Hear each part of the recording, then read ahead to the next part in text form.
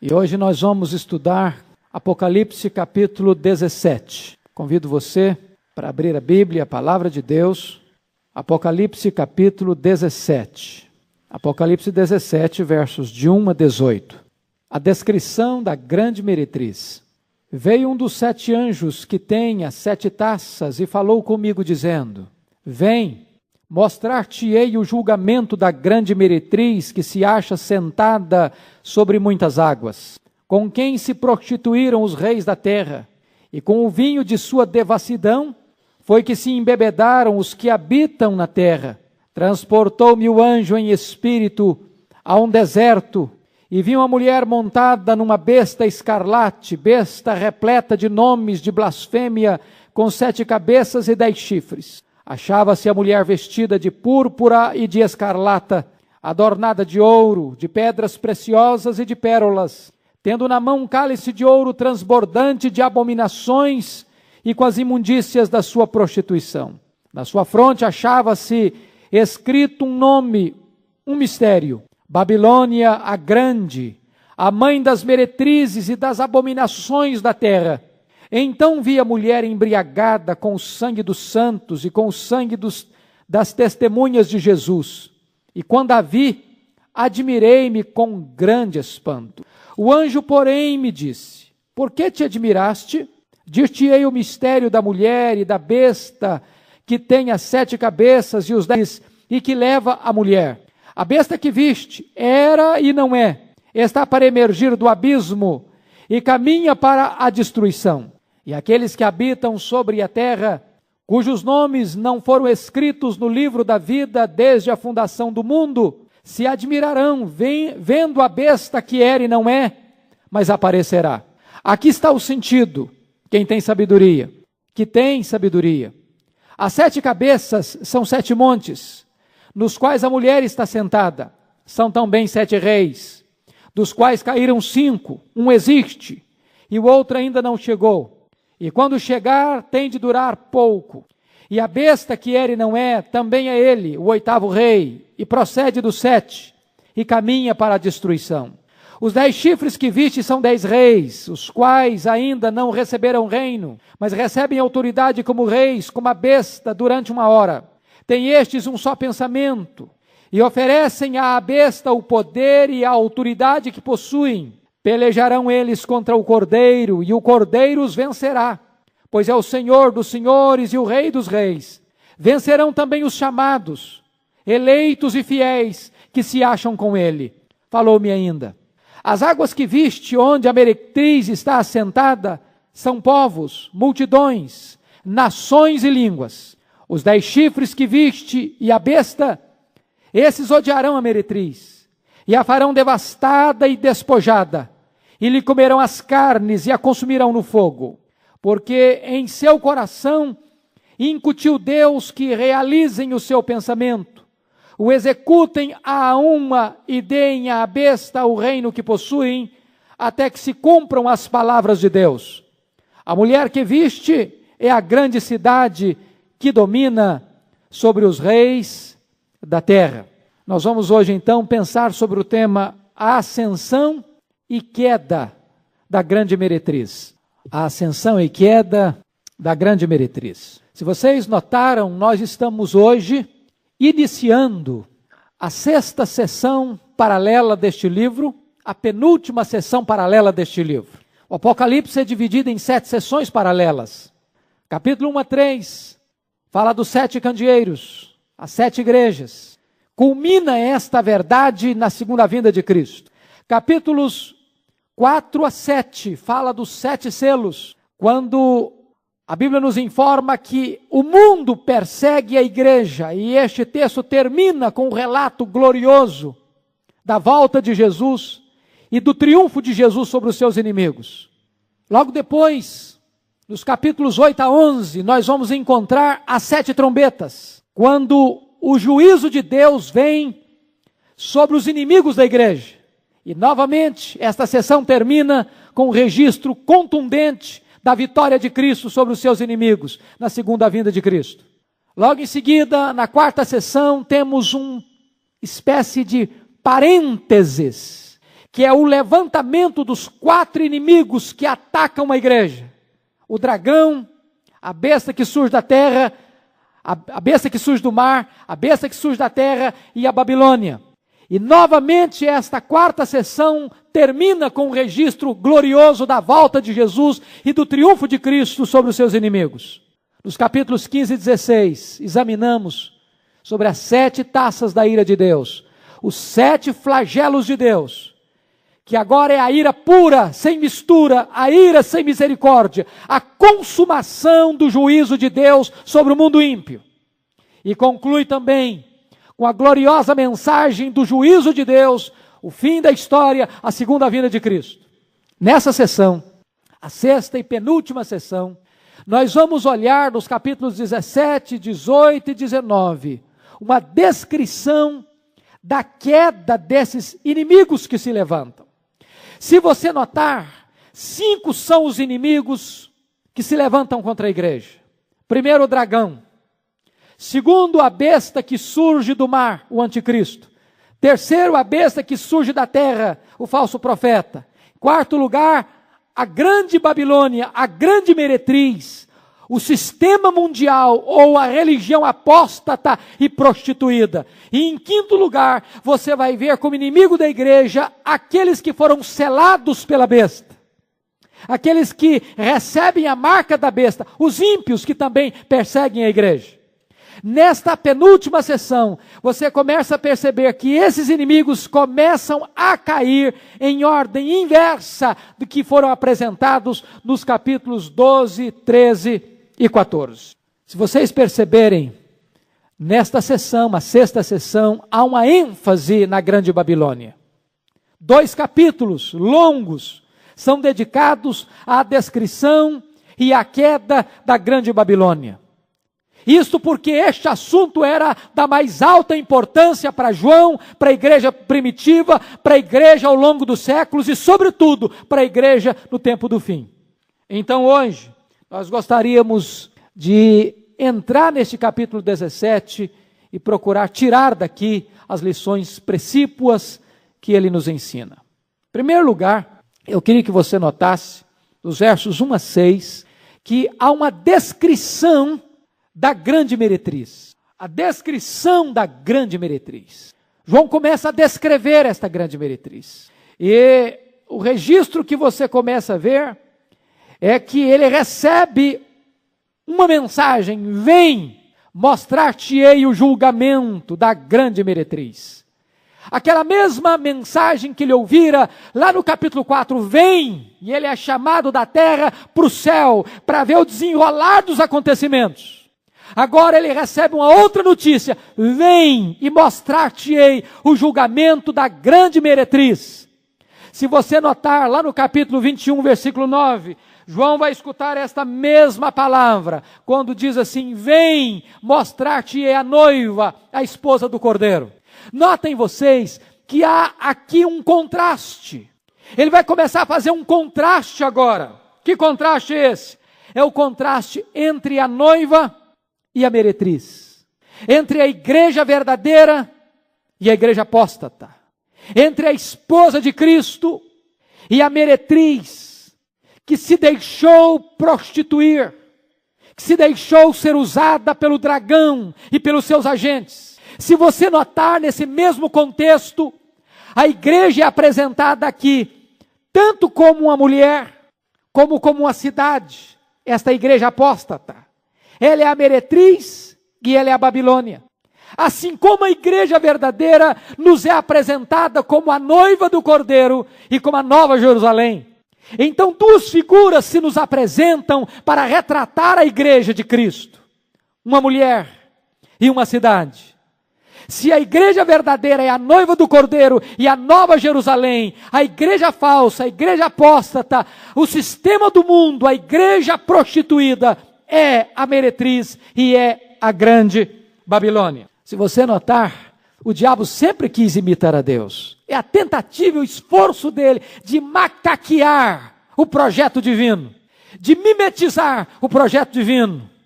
Como Cristo tem uma noiva, ele quer também apresentar para o mundo. E não consegue produzir nada melhor do que uma meretriz, do que uma grande prostituta. Como Deus tem uma cidade santa, Ele não consegue produzir nada melhor do que senão a Babilônia, a mãe das meretrizes. E o que é a grande Babilônia? O que é esta mulher meretriz? Senão o sistema eclesiástico de Satanás, senão o sistema religioso, que embora fala em nome de Deus, que embora se apresenta na história em nome da igreja, está mancomunada, imiscuída, misturada, num sincretismo religioso, que leva a humanidade a se afastar de Deus, que leva a humanidade a se apostatar da fé, que leva a humanidade a uma crença falsa, num Deus falso, uma esperança falsa e uma salvação falsa, uma perdição eterna. Eu queria que você notasse que a grande meretriz não apenas nos é apresentada aqui como uma figura falsa da igreja, mas a primeira expressão que João vai notar sobre esta grande meretriz é que ela é conhecida pela sua influência mundial. Veja o verso 1. Veio um dos 7 anjos que tem as 7 taças e falou comigo dizendo: vem, mostrar-te-ei o julgamento da grande meretriz que se acha sentada sobre muitas águas. O que significa isso? O que representa esta mulher assentada sobre muitas águas? Você vai encontrar a explicação disso no próprio texto. Quando você lê no verso 15 do mesmo capítulo, falou-me ainda: as águas que viste onde a meretriz está assentada são povos, multidões, nações e línguas. Ou seja, esta mulher, esta falsa igreja, esse sistema mundial, esse sistema corrompido, é um sistema que espalha os seus tentáculos por todo o mundo. Esta igreja está presente em todo o mundo. Ela tem uma influência mundial. Ela exerce a sua jurisdição no mundo inteiro. E se você perceber com muita clareza, daqui a pouquinho, nós vamos perceber que esta Babilônia, ou esta grande meretriz, ela não é apenas a cultura ou a religião sem Deus, mas ela é a cultura e a religião contra Cristo. Ela não é apenas neutra, ela se opõe ao verdadeiro evangelho. Ela estará sempre em choque com o Cordeiro e com os seguidores do Cordeiro. Ela sempre tomará um rumo anticristão, sempre que enfrentar no seu caminho a igreja verdadeira, adoradora de Cristo. Note você outro detalhe desta grande meretriz. Não apenas ela é uma imitação falsa da igreja verdadeira, não apenas ela tem uma influência universal, mas em terceiro lugar, ela é conhecida pela sua riqueza, pela sua ostentação. Veja o verso 4. Achava-se a mulher vestida de púrpura e de escarlata, adornada de ouro, de pedras preciosas e de pérolas, tendo na mão um cálice de ouro.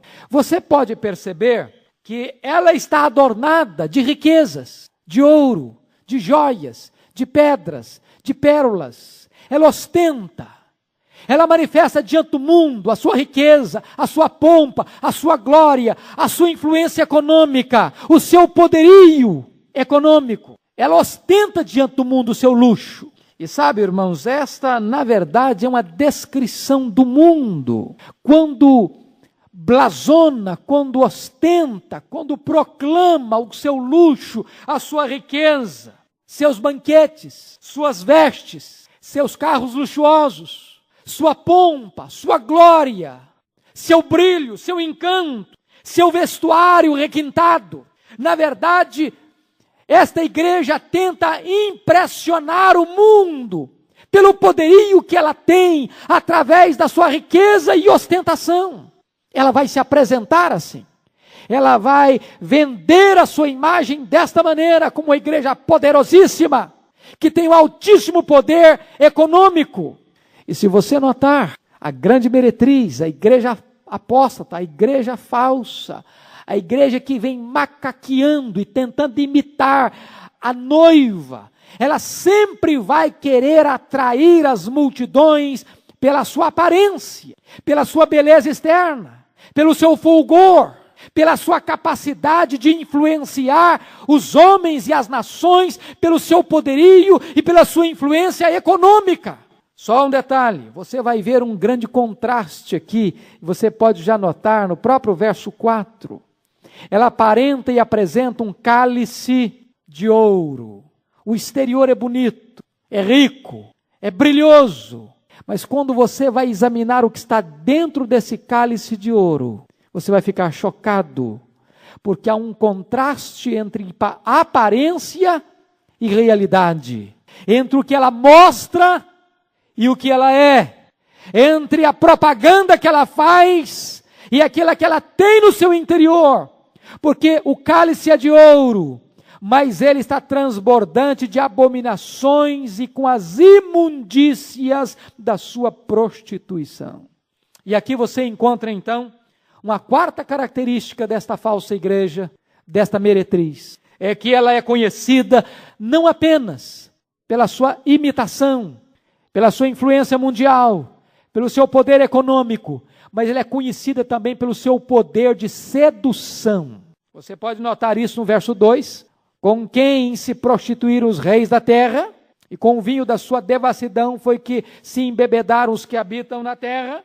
Você encontrou isso aqui no verso 4, que o cálice de ouro está transbordante de abominações e com as imundícias da sua prostituição.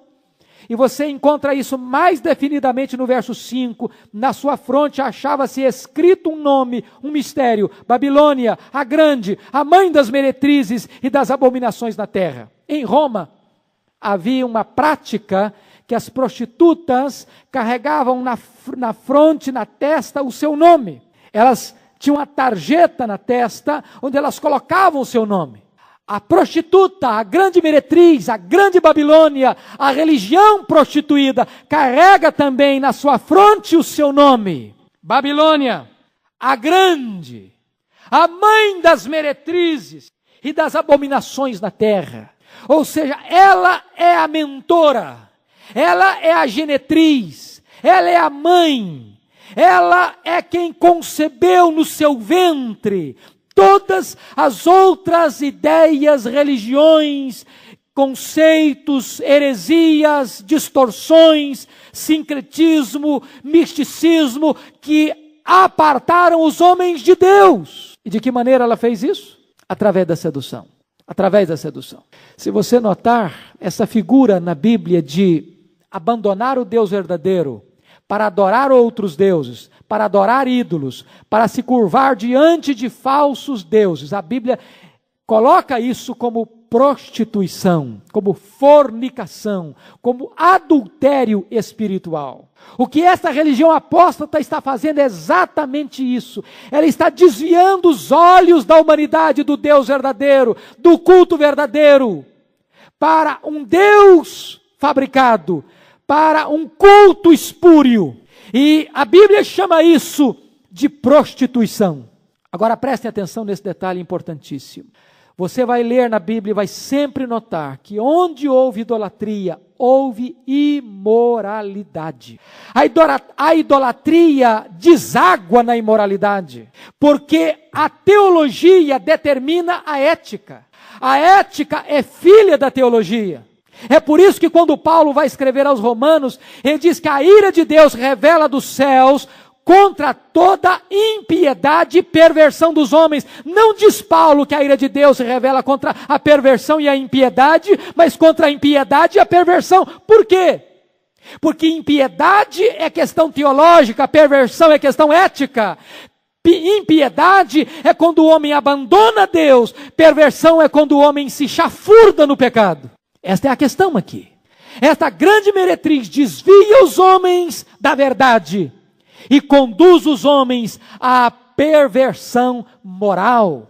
Se vocês notarem, meus irmãos, sempre que abandona-se a verdade, sempre que se abandona a verdade, sempre que os homens abraçam o liberalismo, a heresia, o misticismo, o sincretismo, o agnosticismo e todos os ismos, isso não é apenas um abandono da verdade, mas o passo seguinte ao abandono da verdade é um mergulho na devassidão moral.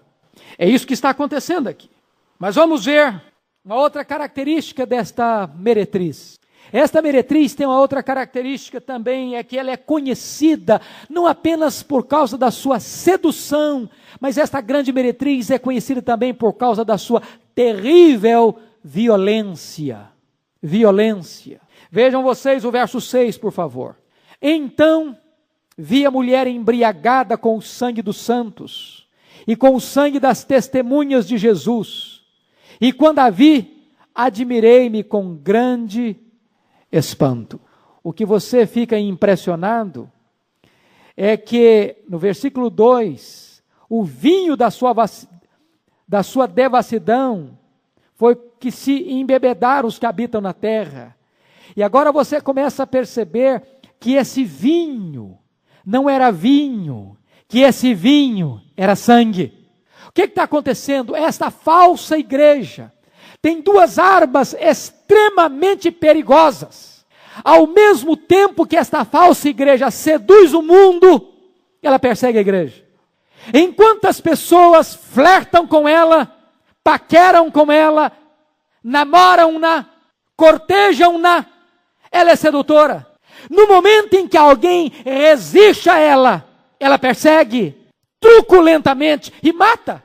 É exatamente a história que você vai encontrar através, por exemplo, do Império Romano, com a sua religião falsa, do culto ao imperador. O culto ao imperador era um culto absolutamente tolerante com todas as religiões. Roma nunca se importou em que seus súditos tivessem qualquer tipo de religião. Havia um panteão para todos os deuses, desde que os súditos se curvassem diante do imperador para chamá-lo de divino, de Deus. Então, a arma de Roma era a sedução. No momento em que os cristãos disseram, nós não nos prostraremos diante de César, só Jesus é o Senhor, então vem a espada, então vem o coliseu, então vem a estaca, então vem a forca, então vem as feras, então vem a morte, então vem o martírio. Não apenas a Roma imperial, a Roma papal também. A Inquisição levou mais de 1 milhão de fiéis à morte truculenta. Onde quer que a falsa doutrina prospera, sempre que a igreja se levantar proclamando a verdade, enfrentará a oposição do mundo, a perseguição do mundo, e a igreja de Deus enfrentará o martírio. Mas, em último lugar, na descrição da meretriz, você vai notar que a meretriz, a falsa igreja, está associada com a besta. Veja o verso 3. Transportou-me o anjo em espírito a um deserto, e viu a mulher montada numa besta escarlate, besta repleta de nomes de blasfêmia, com 7 cabeças e 10 chifres. Você já sabe que besta é essa. Já estudamos sobre esse assunto, quando expusemos o capítulo 13. Esta besta é a besta que emerge do mar. Esta besta é o anticristo. Esta besta é o homem da iniquidade. Esta besta é um símbolo de todo o poder político que se opõe contra Deus e contra a igreja ao longo dos séculos. Esta besta há de se incorporar num único homem no tempo do fim, chamado o Anticristo, o personagem escatológico que vai se levantar e vai perseguir a igreja, e vai matar os santos, e vai se assentar no trono e no templo como se fosse o próprio Deus, querendo adoração como se fosse o próprio Deus, até que os santos de Deus resisti-lo-ão com a própria morte, preferindo morrer a se dobrarem diante dele, e desta forma o vencerão, porque preferirão morrer em nome de Cristo, do que se tornarem apóstatas, e até que Cristo se manifeste, e o mate com o sopro da sua boca. Mas esta mulher está mancomunada, está conluiada, está associada com este poder político maligno, que vai se levantar, que se levantou, se levanta e se levantará contra a igreja de Deus. Você vai ver mais tarde, um fato curioso, é que o anticristo, ou o poder político, sempre usou a religião de conveniência para alcançar os seus propósitos. É interessante isso. Lute, estude a história e você verá isso.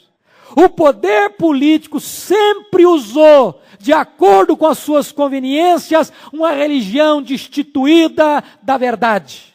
No final, este poder político se voltará contra esta própria religião e a destruirá, conforme nós vamos ver daqui a pouquinho. Pois bem, queridos, dito isto, vamos dar uma olhadinha na segunda descrição desse texto. Já vimos a descrição da meretriz, agora nós vamos ver dos versículos 7 a 17 a descrição da besta. Porque esse texto nos traz duas descrições, da meretriz e da besta. Que besta é esta? Que estamos vendo aqui a partir do verso 7. O anjo, porém, me disse: por que te admiraste? Dir-te-ei o mistério da mulher e da besta, que tem 7 cabeças e os 10 chifres, e que leva a mulher. Já falamos que esta besta aqui é o próprio anticristo, aquele que emerge do mar, que recebe o trono de Satanás, o poder e a autoridade de Satanás, aquele que vai carimbar as pessoas com a sua marca, e todos aqueles que não estão com o selo de Deus, todos aqueles cujos nomes não estão escritos no livro da vida, receberão a marca da besta. Irmãos, isso é muito sério. Sabe por quê? Porque nós não temos possibilidade de existir alguém neutro nessa história. Só existem duas categorias de pessoas no mundo: as seguidoras do Cordeiro ou as seguidoras do dragão. Aquelas que têm o selo de Deus ou aquelas que têm a marca da besta. Aquelas que vão seguir o anticristo ou aquelas que vão seguir o Senhor Jesus Cristo. Não existe neutralidade nesse campo. Não existe. Agora preste atenção numa coisa: qualquer pessoa ou qualquer igreja que tiver uma prática apenas nomenclatural, apenas de uma profissão de fé nominal, não resistirão às pressões do anticristo e vão seguir o anticristo. Agora, para o nosso descanso e consolo, é preciso afirmar que toda pessoa que tem o selo de Deus, ou seja, que nasceu de novo, que foi regenerado pelo Espírito, que foi selado pelo Espírito, que foi remido pelo sangue de Jesus, jamais alguém que tem o selo de Deus receberá também a marca da besta. Ou seja, não há possibilidade de que alguém que foi remido, selado, comprado pelo sangue de Cristo, venha se tornar um apóstata, venha se perder, venha perecer, venha ir ser condenado ao inferno. É impossível isso. Como é que a Bíblia descreve essa besta? Vamos olhar o versículo 8, por favor. A besta que viste era e não é, está para emergir do abismo e caminha para a destruição. E aqueles que habitam sobre a terra, cujos nomes não foram escritos no livro da vida desde a fundação do mundo, se admirarão vendo a besta que era e não é, mas aparecerá. Todos aqueles que não estão escritos no livro da vida vão perguntar, conforme está lá no capítulo 13, versículo 4, quem é semelhante à besta? Quem pode pelejar contra ela? Quem é essa besta? Quem é essa besta? Que era e não é, e está para emergir do abismo, e caminha para a destruição. Se você notar, esta besta, dentro da visão amilenista, e eu concordo com essa vertente, não é apenas uma descrição futurista escatológica. Por quê? Porque, na verdade, quando João escreveu o livro de Apocalipse, ele já estava vendo uma incorporação do anticristo ali em Roma, ali no Império Romano. Todo agente que se opõe à igreja de Deus é uma personificação do anticristo. Se você tiver dúvida, depois você volte a reexaminar o que falamos no capítulo 13. Quando estudamos que o anticristo já está presente, o espírito dele já está agindo, mas que lá no tempo do fim, então se levantará o anticristo escatológico. O fato de ele já ter existido em personificações de reis, de reinos, não significa que ele não se levantará no tempo do fim como um homem específico. Mas nesse caso aqui, que era, que não é e que se levantará, ele está se referindo certamente a esses impérios que caíram, a esses impérios que já passaram, ao império que é e ao império que virá. Nós vamos entender o que significa isso. Vamos entender o que significa isso. Vai ficar mais claro quando você olhar o verso 9 agora. Então olha aí, por favor. Aqui está o sentido que tem sabedoria. As 7 cabeças são 7 montes, nos quais a mulher está sentada. São também 7 reis. Vamos entender isso, para que você perceba na explicação do verso 10. Dos quais caíram 5, um existe e o outro ainda não chegou. E quando chegar, tem de durar pouco. Ele está falando aqui algumas coisas que nós temos que entender. Se você notar, ele vai comparar aqui 7 reis. E ele diz que não são 7 reis, são 7 reinos. Você pega primeiro o Egito, depois a Babilônia, e em terceiro o Egito, segundo a Síria, terceiro a Babilônia, quarto a Pérsia, quinto a Grécia. 5 já caíram. Ele diz no verso 10, dos quais 5 caíram. Um existe. Qual que existe? O Império Romano. E o outro ainda não chegou. Que outro é esse? O outro é exatamente o reinado do anticristo escatológico. Ele está definindo que são 7 reis. E ele começa a definir, são 7 montes, são 7 reis. Os 7 montes é uma descrição da própria cidade de Roma, construída sobre 7 colinas. Ao mesmo tempo que ele define que o anticristo é Roma, é o Império Romano, são os imperadores romanos, ele começa a elastecer este entendimento, dizendo que não é apenas um local, que não é apenas um rei, que são reinos, que já foram, que é e que virá. Com isso você percebe claramente que o entendimento do anticristo não pode se limitar apenas ao personagem escatológico. Todo reino que já se levantou em oposição a Deus é uma pré-figura deste poder anticristo. Se você notar, você vai perceber outro dado importantíssimo aí. E logo em seguida você vai ver que ele tem 10 chifres, versículos 12 a 13. Os 10 chifres que viste são 10 reis, os quais ainda não receberam reino, mas recebem autoridade como reis, com a besta, durante 1 hora. Esses reis são símbolo de todos os reinos do mundo que darão suporte para o levantamento do anticristo. Essa questão de 1 hora aí é um termo figurado, obviamente, para descrever pouco tempo, porque realmente ele vai ter pouco tempo. O reinado do anticristo vai ser um reinado curto, limitado, tanto em poder quanto em tempo de duração. Agora, o que é impressionante nisso, irmãos, é que esses reis vão se unir ao anticristo. Você perceber a descrição da batalha do Armagedon, que nós não estamos pensando num limite de Israel, simplesmente, é esta batalha final entre as forças opositoras contra Deus, quando elas serão completamente destruídas, eliminadas, e o mundo e o seu sistema entrará em colapso. Este é o Armagedon, mas a descrição é que os reis da terra serão convocados e sob a liderança do anticristo terão então esta batalha final, quando Jesus Cristo aparecerá e os desmantelará, colocando-os e submetendo-os a uma fragorosa derrota. O que nos impressiona é o que está no versículo 16.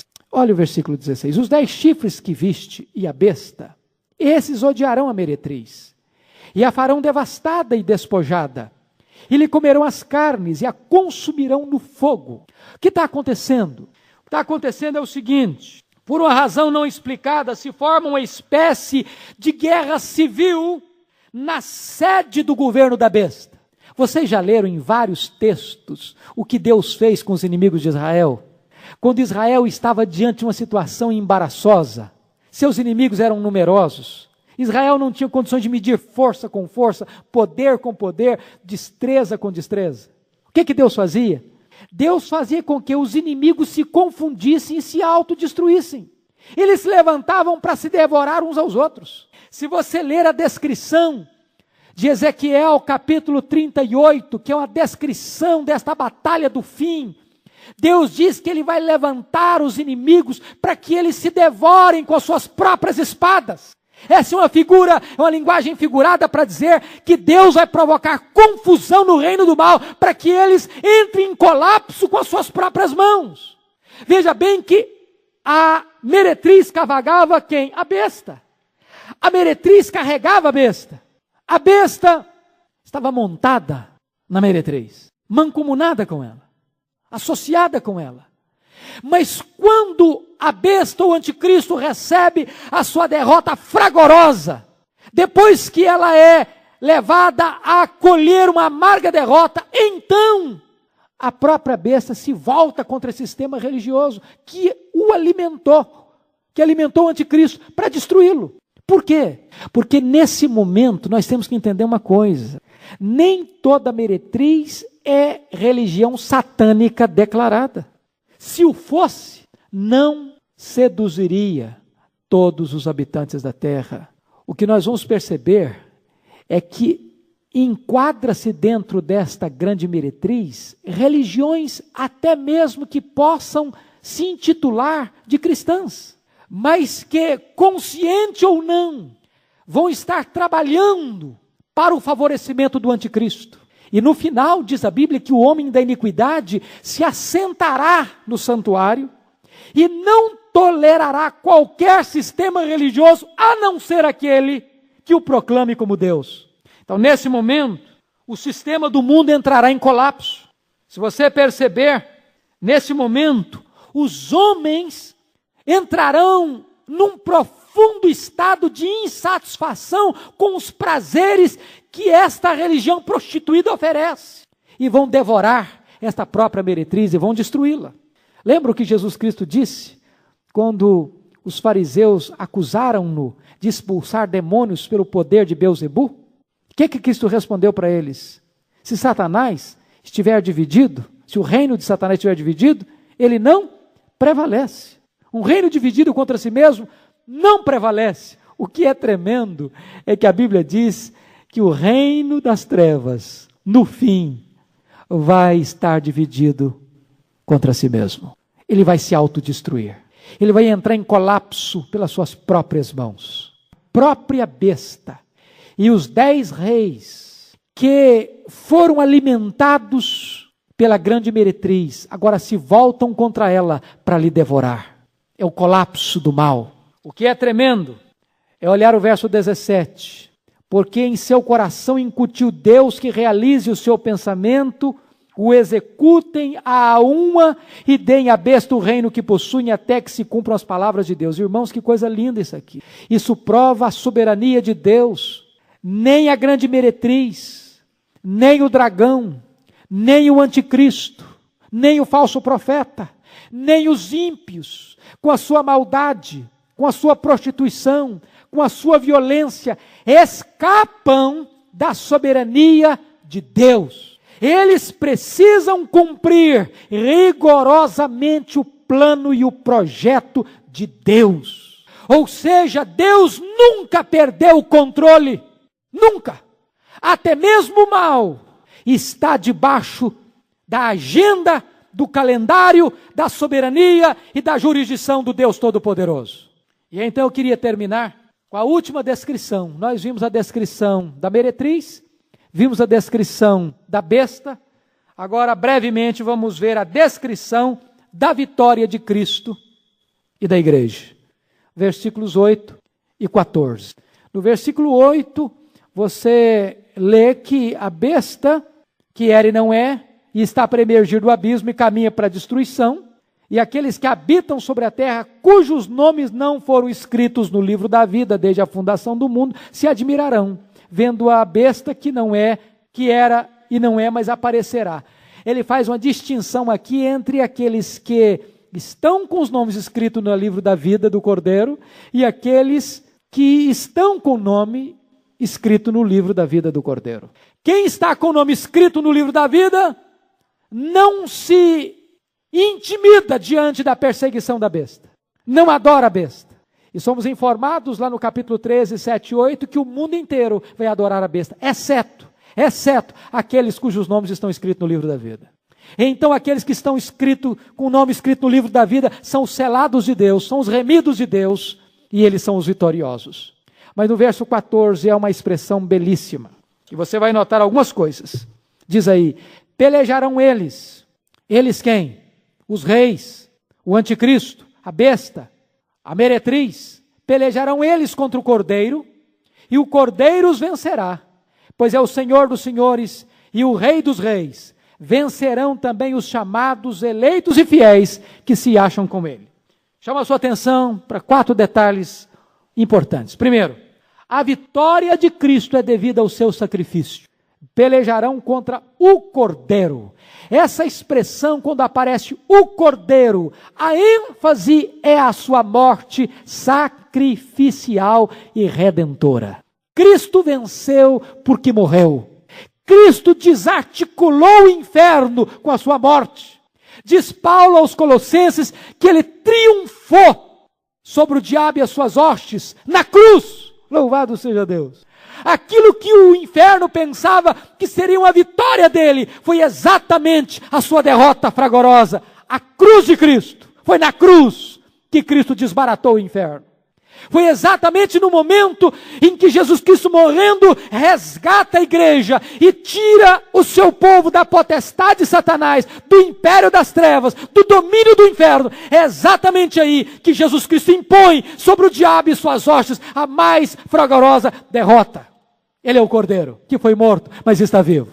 A segunda coisa que você nota é que a vitória de Cristo é devida à sua suprema posição. Quem é Ele? Quem é esse vencedor? Ele é o Senhor dos senhores e é o Rei dos reis. Ele é o Supremo, o Todo-Poderoso. Não são os Césares, não são os reis, não são os poderosos da terra, não será o anticristo, não será o falso profeta. Ele é Jesus, o Senhor absoluto nos céus e na terra, diante de quem todo joelho precisa se dobrar e toda língua precisa proclamar que Ele é o Senhor. Isso é uma coisa fantástica. Precisamos entender que muitas vezes na história, conforme nós lemos no capítulo 11, versículo 7, vai parecer que estas forças anticristãs são mais fortes. 11:7 diz, quando tiverem então concluído o testemunho que devem dar, a besta que surge do abismo pelejará contra elas e as vencerá e matará. São as duas testemunhas, símbolos da igreja. Como no capítulo 13, nós somos informados também, e você vai perceber isso, lá no capítulo 13, versículo 7, quando diz, foi-lhe dado também que pelejasse contra os santos e os vencesse. Dá a impressão, tem hora, que o poder do mal é invencível. Quantas vezes a igreja de Deus já passou por vales, por momentos dramáticos, por momentos de aflição, em períodos da história, onde cristãos foram presos, foram torturados, foram massacrados, foram espoliados, foram mortos. Há momento em que parece que a força anticristã é imbatível. O século XX foi o século de maior número de mártires da história da igreja. Irmãos nossos que morreram nas mãos dos nazistas, nos campos de concentração, atrás das cortinas de ferro, atrás das cortinas de bambu, nos países islâmicos e em muitos outros lugares. Mas a vitória é da igreja do Senhor Jesus. Porque o seu Senhor é o Rei dos reis e é o Senhor dos senhores. Terceiro lugar, você vai notar a vitória de Cristo será completa sobre todos os seus inimigos. Vejam vocês, queridos irmãos, que nos versículos 8, deste capítulo 17, versículos de 8 a 11, você vai perceber a derrota da besta, você vê o fim da besta, de 8 a 11. Logo depois, de 12 a 14, você vai ver o fim dos 10 reis. E logo depois, de 15 a 16, você vai ver o fim da grande meretriz. Se este capítulo 17 nos apresentam 3 inimigos, a besta, os 10 reis E a grande meretriz, este mesmo capítulo já nos apresenta a derrota fragorosa desses 3 inimigos que se levantam. Mas finalmente, você nota que a igreja acompanha a vitória do Cordeiro. Veja aí o versículo 14. Vencerão também os chamados eleitos e fiéis que se acham com ele. Louvado seja Deus. A igreja é vitoriosa. A igreja é vencedora. Agora preste atenção nisso. Quem é a igreja? Quem é a igreja? Eu louvo a Deus pelo detalhe do texto. Quem é a igreja? A igreja são os chamados, os eleitos. E alguém poderia bater no peito e dizer: eu sou um chamado, eu sou um eleito, eu sou um vencedor, vivendo uma vida medíocre, mancomunada no pecado, mantendo apenas um religiosismo de fachada e de rótulo. Mas bendito seja Deus, quando fala da igreja vencedora. Diz que ela é a igreja eleita, que ela é a igreja dos chamados, mas diz também que é a igreja dos fiéis. Quem é que são os eleitos? São os fiéis. A única prova que uma pessoa pode dar de que ela é eleita de Deus é se ela é fiel. Os eleitos são fiéis. Os eleitos são aqueles que creem, são aqueles que obedecem, são aqueles que buscam santidade e vida irrepreensível. Aliás, é importante que se diga que a doutrina da eleição é uma doutrina sublime, bíblica, sólida, absolutamente bíblica. Entretanto, em momento nenhum essa doutrina encoraja a devassidão, a vida comprometida com o pecado, com a falta de zelo e de santidade. Deus nos escolheu antes da fundação do mundo para sermos santos e irrepreensíveis. A prova de que somos eleitos é se estamos vivendo em novidade de vida, vivendo em piedade, em santidade, se somos fiéis ao Senhor. E eu pergunto, na aplicação, de que lado você está nessa batalha? Você não pode deixar para decidir isso no final. Ou você é um seguidor do Cordeiro, ou você é um seguidor do dragão. Ou você é noiva, ou você faz parte desta grande meretriz. Ou você tem o selo de Deus, ou você tem a marca da besta. Não há como ficar em cima do muro, não há como ficar em campo neutro. Quem não é por mim, disse Jesus, é contra mim. Quem comigo não ajunta, disse Jesus, espalha. Irmãos, este estudo do Apocalipse é um estudo absolutamente confrontador para o nosso coração. De que lado nós estamos? Que Deus nos ajude a entender a necessidade urgente de fazermos parte desta agremiação, desta família do Cordeiro, que vence com o Cordeiro, que está com o Cordeiro e que vai reinar com o Cordeiro. Que Deus nos abençoe. Amém. Vamos orar ao Senhor.